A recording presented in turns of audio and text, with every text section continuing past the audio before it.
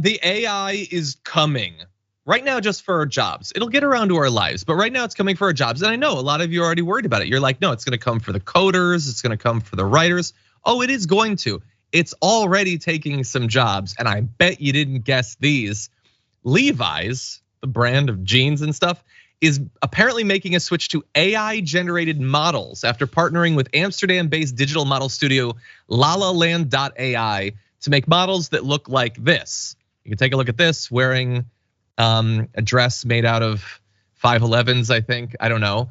And then this photo right here. Both of those photos look like every photo you've ever seen of a model standing to demonstrate clothing. Those are not people though, they do not exist. They are just representations created by AI. They're not actual models that had to stand, and they weren't paid. There was no makeup and hair person that was paid. I don't believe there was a photographer that was paid unless somebody is clicking to do screenshots on the AI program. So all of that process that would have normally produced a model wearing the brand's clothing is gone there. So they say here's why they did this. Lalaland.ai uses advanced artificial intelligence to enable fashion brands and retailers to create hyper-realistic models of every body type, age, size, and skin tone. We are planning tests of this technology using AI-generated models to supplement human models. Increasing the number and diversity of our models for our products in a sustainable way. They say this is part of their, they're on a digital transformation journey of diversity, equity, inclusion, sustainability, and not having to pay you damn flesh bags. You cost too much money. This is the perfect encapsulation of how corporate greed and these corners being cut and AI and the rise of tech that is completely unchecked, taking our jobs, how that then gets like PRified as we're doing this for inclusion. And then the right is like, it's the woke's fault, and you're like, no. It's the greed's fault. Can we all agree that these moves are not being made for at all inclusion or anything? Because last I checked, John, there, is better at doing people of all different shapes and races and body type. People are good at that. Yeah, no, like they point out, like you're saying you want to have more diversity. You literally are avoiding hiring a woman of color to demonstrate your clothing. Like, I think that there's an interesting conversation to be had about the rights of AI and sentience and all that.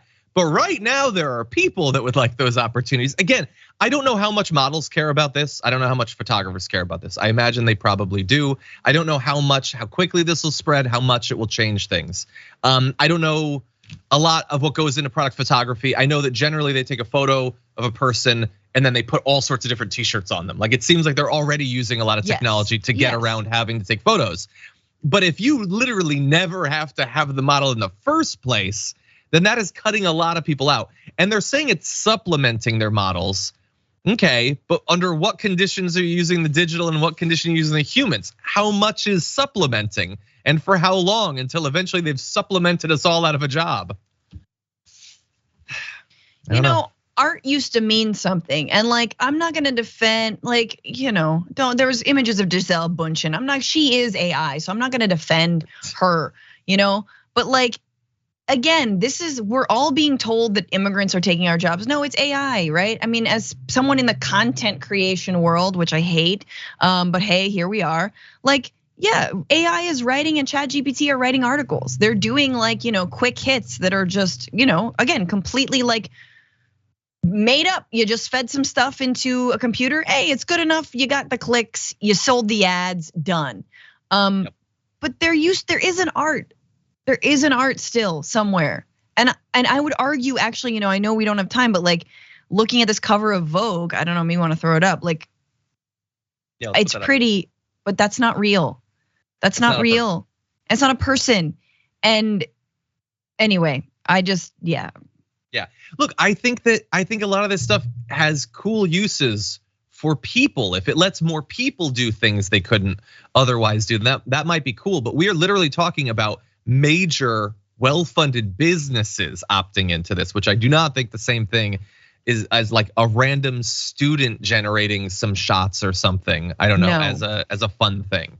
Anyway, look, this is complex. Obviously, we're gonna give you continued coverage. That's why, we had Ashley produce that bumper there. But yeah, I don't know. I feel like Levi's is probably gonna get a pretty big pushback on this. We'll have to see.